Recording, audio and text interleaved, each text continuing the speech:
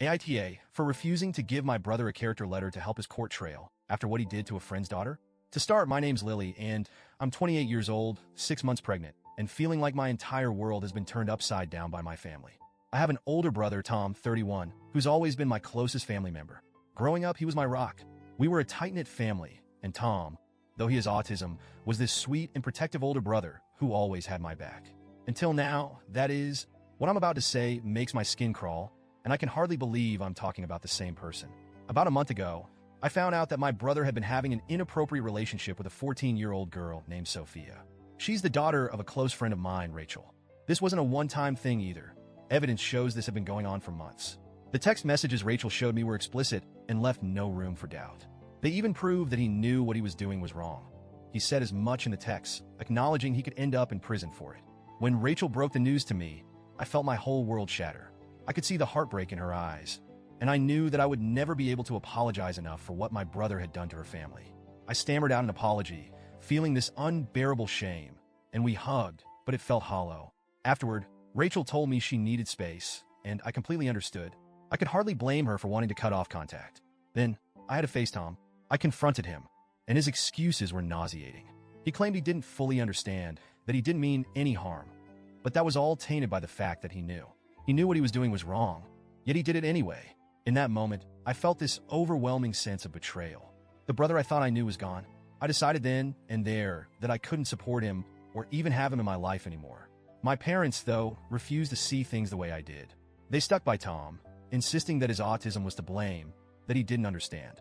It felt like they were trying to rewrite the story, as if there was some alternate reality where what he did was excusable. They had seen the same text messages, but they were clinging to any shred of innocence they could, as if holding on to their version of Tom was more important than facing the truth. My mom is terminally ill, and she's been the one pushing the hardest. She keeps saying that she doesn't want to die with her son in prison. She even called me, crying, saying it wasn't that bad, begging me to reconsider. That sentence, that what he did wasn't that bad, echoed in my head for days. I couldn't comprehend how she could say that, knowing he preyed on a child who's practically family to us. To make matters worse, Tom's lawyer approached us and suggested we each write character letters to the judge, a way to paint a full picture of who Tom is. My parents latched onto the idea, insisting it was the least we could do to help him.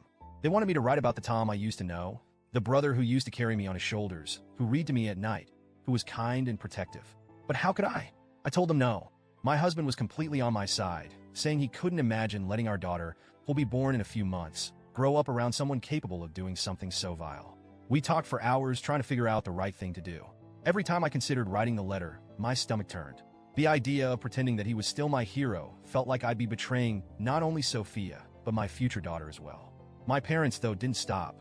They begged, they pleaded, and they reminded me of my mom's illness, saying that I'd regret this decision one day. But how could I prioritize my brother's future over the safety and well-being of others?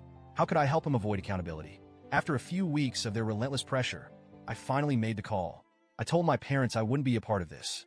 I wouldn't write a letter, I wouldn't visit Tom, and I wouldn't let him be a part of my life or my child's life. My parents were devastated, especially my mom. She accused me of abandoning the family, and in a way, I guess I am.